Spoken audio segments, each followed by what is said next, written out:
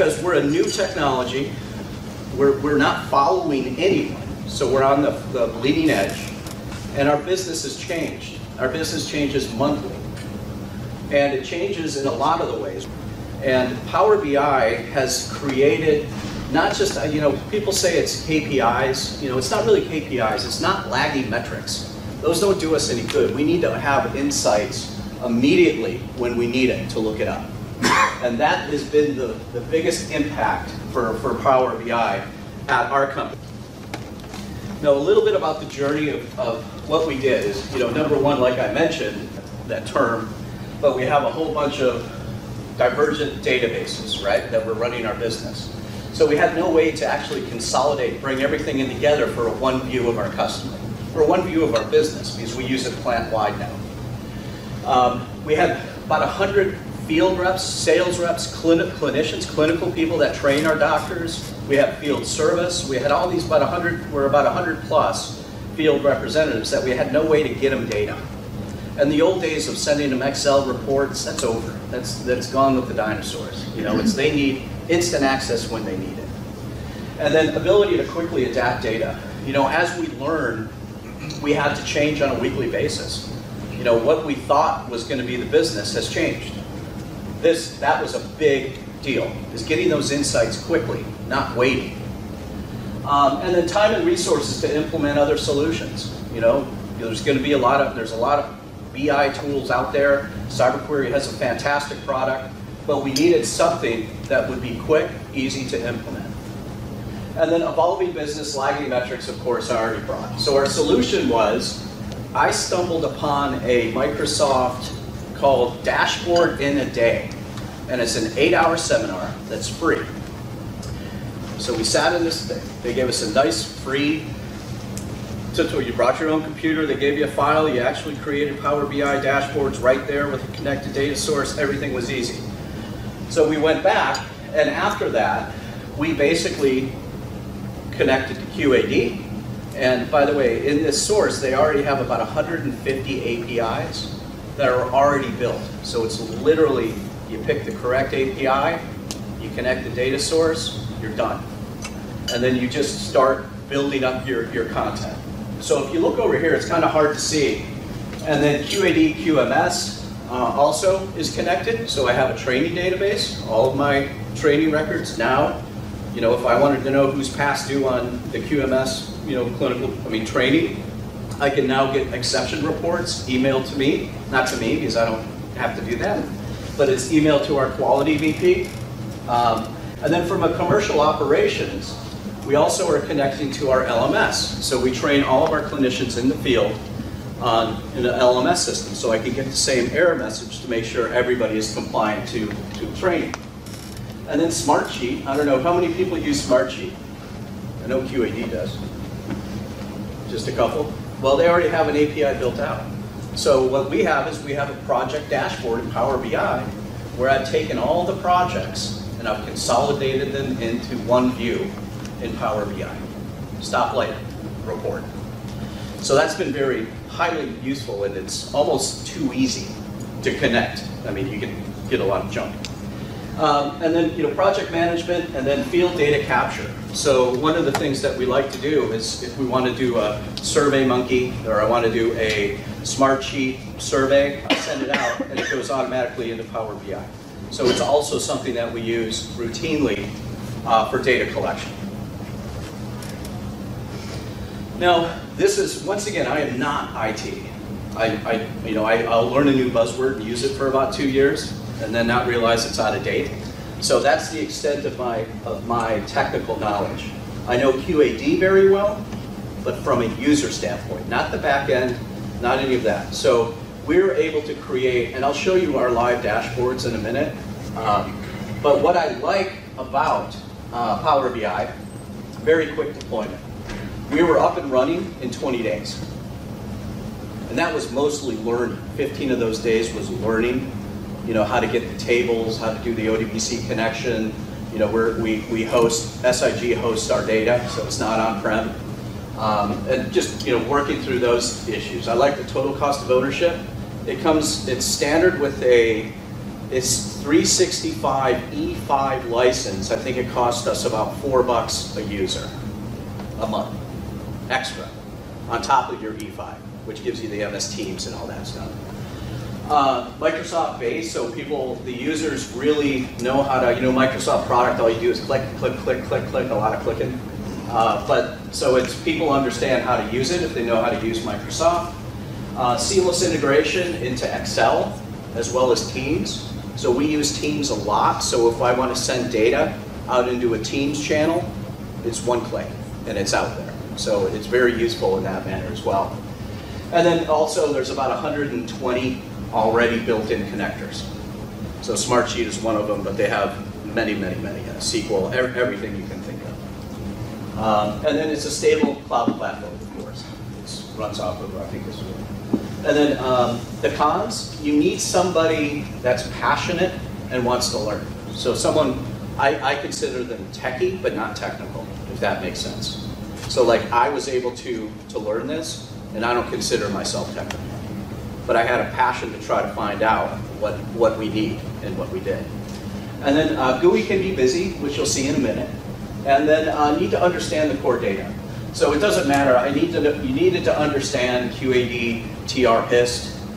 You needed to understand where CM master is. I used the consignment module, so I needed to understand CN, XSTX, all that kind of stuff. So you had to kind of know those tables, which I already knew from working with QAD for 20 years. And then, but the Gartner Magic Triangle is up. Microsoft's the gap 2 years ago was Tableau and Microsoft were very close together. Now 2 years later, Microsoft is moving far beyond out of the pack, and their AI is coming along very well. They have a little insights column where who's my #1 customer, and it'll actually search the data and bring it up. So you can actually put, what's the percentage, what's my standard deviation of implants this month, and it'll actually look in the database, and it's getting better and better as every release comes. So this is what I call, I used to call it my dashboard, but now I'm calling it kind of my landing page. It's my launch page. So what I have here is, I've created this myself. This isn't somebody creating it for me. And what I have here is I have our implants and shipments. And I also have my new product introduction. So we released a new product, so that tracks my progress from QAD, looking at all the consignment inventory, where I am with that product introduction. How much product have I taken back, and what percentage of old product is out there. Then also my IoT connectivity. This is my cut of each one of the regions in the US, what my overall unit count is and who's active. Because the system is pinging. It's basically sending back messages saying, yeah, I'm still here, I'm still here, I'm still here. So our field service group has to act on those. When I fall below a certain level, they get a message saying, go fix this unit. Juno is down. We call it Juno, which is that satellite that goes around Jupiter. And then we have the upcoming preventative maintenance. I don't know who has capital equipment in the field, but we're now tracking, and we have an alert system that when I see a unit coming due 30 days before its PM, they get a message and a report that's sent out from Power BI. Here's your list that you have to go attack. So we're making it really simple for them so they don't have to go into the system themselves. And then you go down, and then I go all the way down. Here's my field service. Here's a sales administration tool. So I want to see how my contract signature to first implant. And then I have also down here, I have training. And then this one is kind of a neat feature. So I have a dashboard. Now if I don't want to have to click to the source document.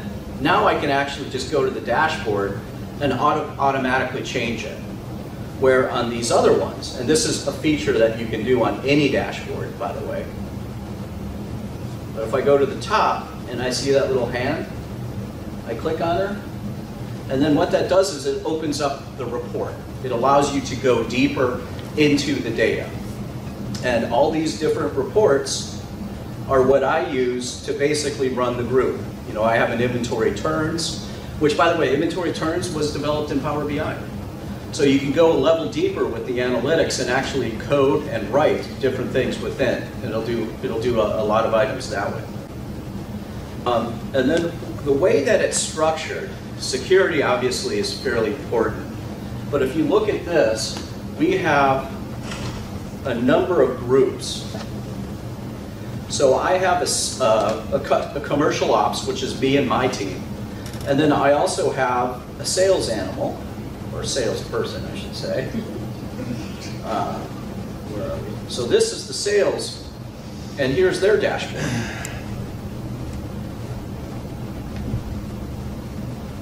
So I have two different dashboards for the sales guys. One gives them focus data.